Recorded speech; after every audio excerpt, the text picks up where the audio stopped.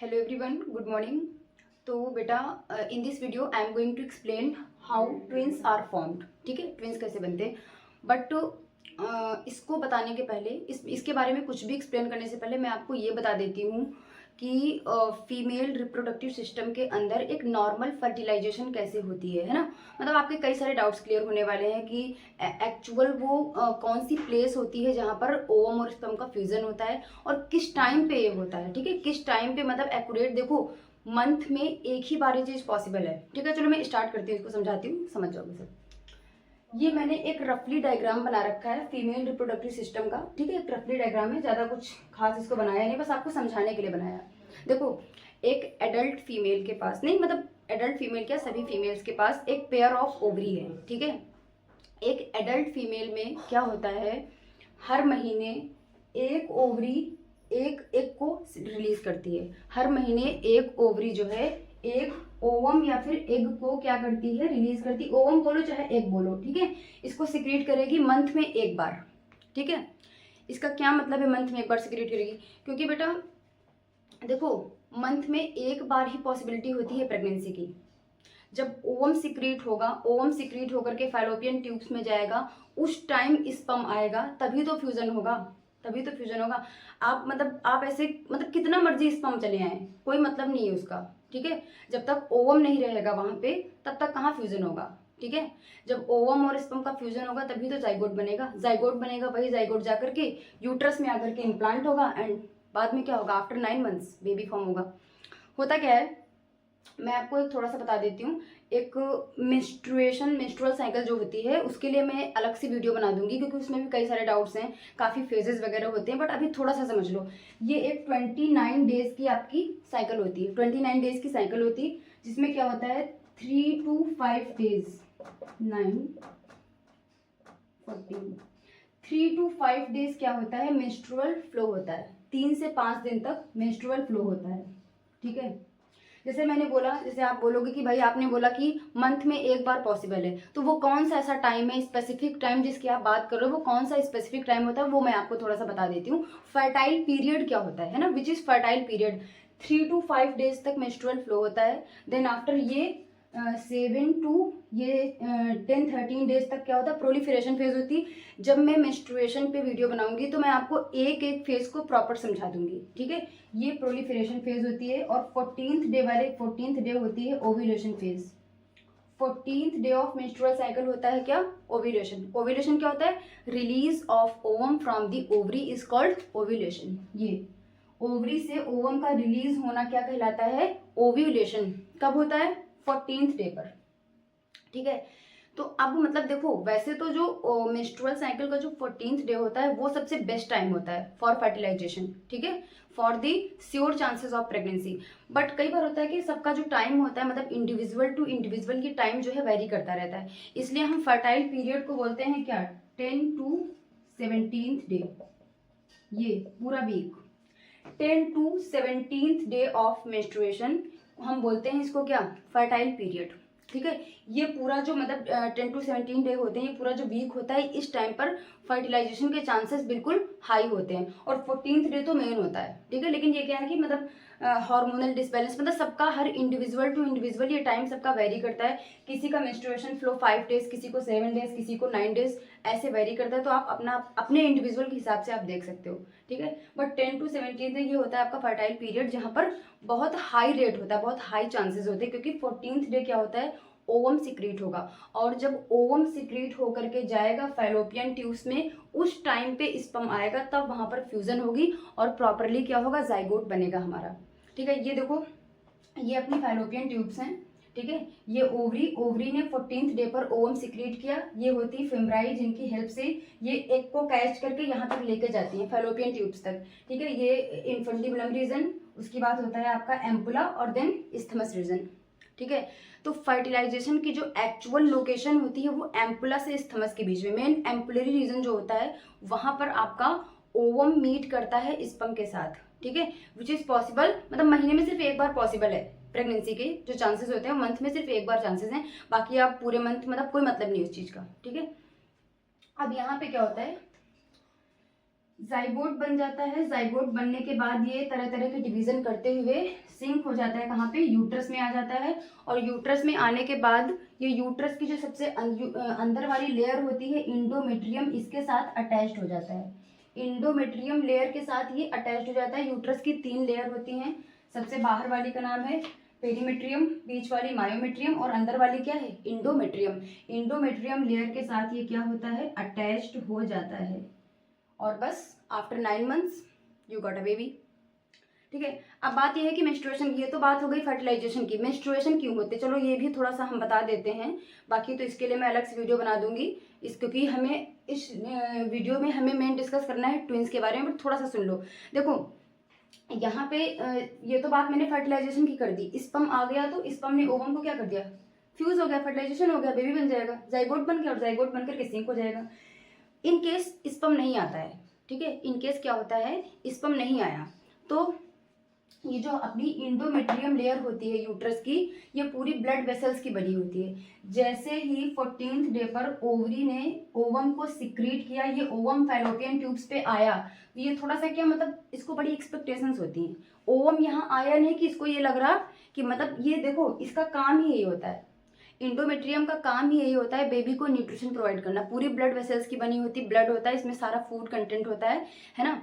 तो प्लेसेंटा के थ्रू ये बेबी को न्यूट्रिशन प्रोवाइड करती है। अब ये क्या पूरी थिक हो जाती है, जैसे ही यहाँ पर एग आता है ये पूरा मतलब रेडी, ये अपना काम करने के लिए तैयार है। इसको लग रहा है कि अभी जाइगोट बन के आएगा और मुझसे क्या हो जाएगा, अटैच्ड हो जाएगा, इम्प्लांट हो जाएगा ना, मतलब बड़ी एक्सपेक्टेशन किए बैठी थी।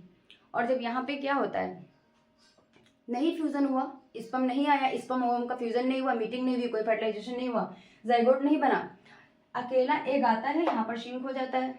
इसको आ जाता है गुस्सा, अब इतनी उम्मीद लगाए बैठी थी, है ना, हर्ट हो गई, फिर क्या कर लेती है, रिवेंज। हर्ट होने के बाद ऑलमोस्ट सब लोग ये करते हैं, रिवेंज लेते हैं। ये क्या कर लेती है, खुद को ही मतलब अपना ही नुकसान कर देती है, अपना ही नुकसान करती है, किसी और का नहीं, पूरी तरीके से ब्रेक हो जाती है। ठीक है, हार्ट ब्रोकन, दिल टूट गया उसका, पूरी तरीके से ब्रेक हो जाती है। तो ब्रेक होने से क्या होता है, फिर एग और जो पूरी ब्लड वेसल्स होते हैं, मतलब वो फिर क्या होगा भाई, ब्लीडिंग, है ना, मतलब वो फालतू का जो मतलब वो कंटेंट है उसको तो फिर क्या बॉडी से बाहर जाना है। अब ब्रेक हो जाएगी तो क्या होगा, ब्लीडिंग, उसको तो बाहर जाना है बॉडी के बारे में, बॉडी में, क्योंकि वो मतलब वो जो ब्लड होता है वो एक्स्ट्रा होता है, हर मंथ ये बनता है, हर मंथ फॉर्म होता है। मतलब आप ये समझ लो। एक और इसी जगह एक छोटा सा डाउट है, मतलब किसी ने पूछा था कि व्हाई मेंस्ट्रुएशंस आर पेनफुल। तो अब आप सोचो कि ये अपना एक ऑर्गन है, ठीक है, यूट्रस की अंदर वाली लेयर है इंडोमेट्रियम, मतलब हर महीने ये लेयर ब्रेक होती है, हर महीने ये लेयर फॉर्म होती है।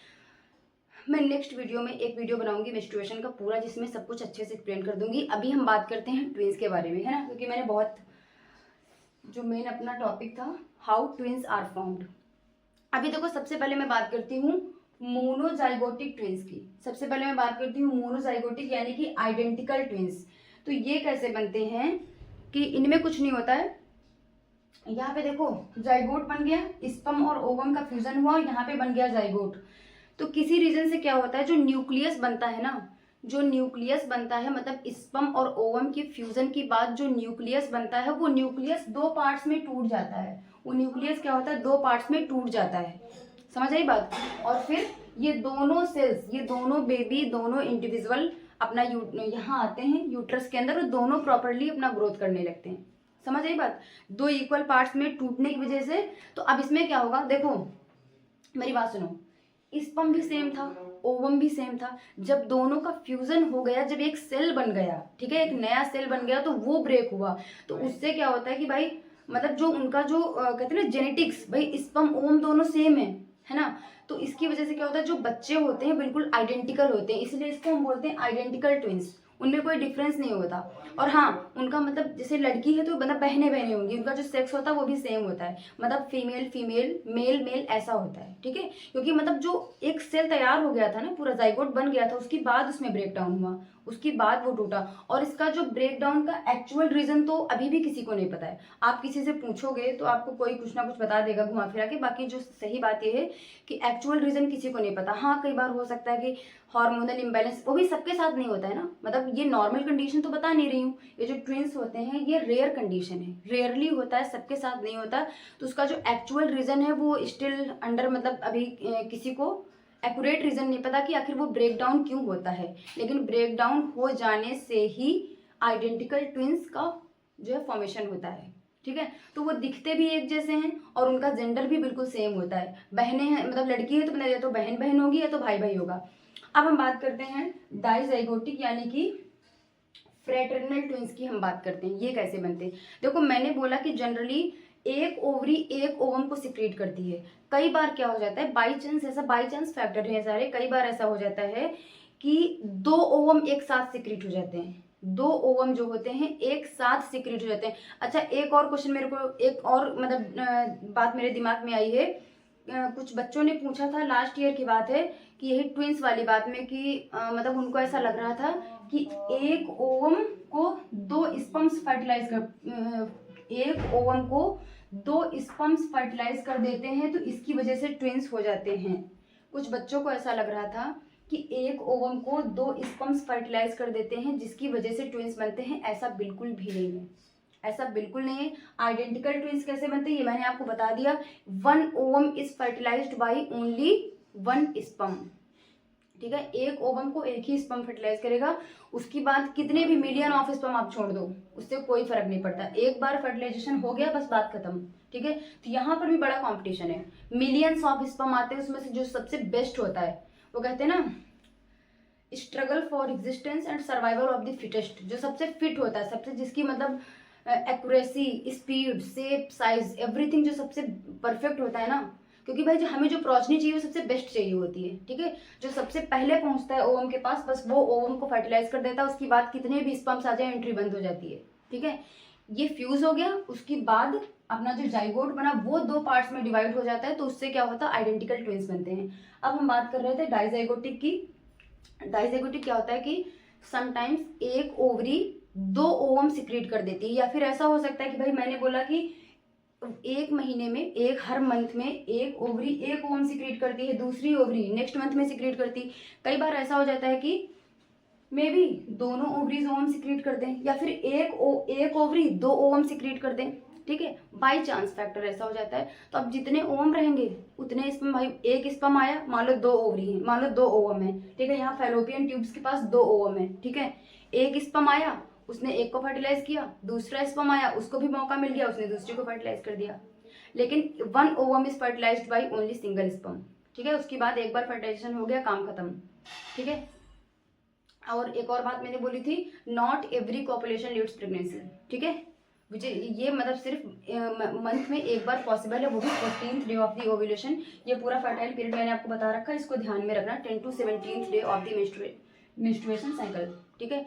चलो नेक्स्ट वीडियो में मैं बताऊंगी पूरा प्रॉपर, एक एक फेज को एक्सप्लेन करेंगे। इसको अभी देख लो डाइजाइगोटिक का कैसे क्या होता है कि कई बार ओवरी जो है 2 ओवम सिक्रीट कर देती है, या तो ऐसा होगा कि एक ओवरी एक ओवम रिलीज करेगी, दूसरी ओवरी दूसरा रिलीज कर देगी, 2 ओवम आएंगे, उसके बाद फिर क्या होगा, मिलियन ऑफ स्पर्म तो सिक्रीट ही होते हैं, तो बस एक स्पर्म ने एक को फर्टिलाइज किया, दूसरे स्पर्म ने दूसरी ओवरी को फर्टिलाइज किया, और फिर अलग अलग ट्विंस हो गए, अलग अलग बच्चे बन जाएंगे। तो हाँ, इसमें क्या होता है, डाइजाइगोटिक ट्विंस में होता है कि जरूरी नहीं कि बच्चों का जो जेंडर हो वो सेम हो, है ना, क्योंकि भाई स्पर्म भी अलग ओवम भी अलग, इसमें स्पर्म और ओवम फ्यूज कर जा रहे थे, जाइगोट बनने के बाद डिवीजन हुआ, इसमें ओवम भी अलग स्पर्म भी अलग। तो ये कोई जरूरी नहीं कि मतलब फीमेल फीमेल हो भी सकती हैं, नहीं भी हो सकती हैं, भाई बहन भी हो सकते हैं, बहन बहन भी हो सकती हैं, और भाई भाई भी हो सकते हैं, ठीक है।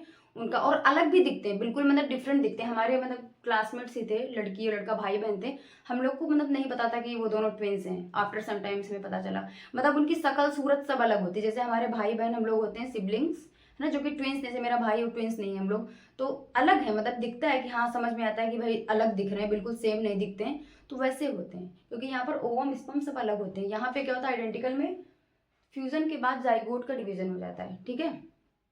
आई होप दैट कि आपका डाउट क्लियर हो गया होगा।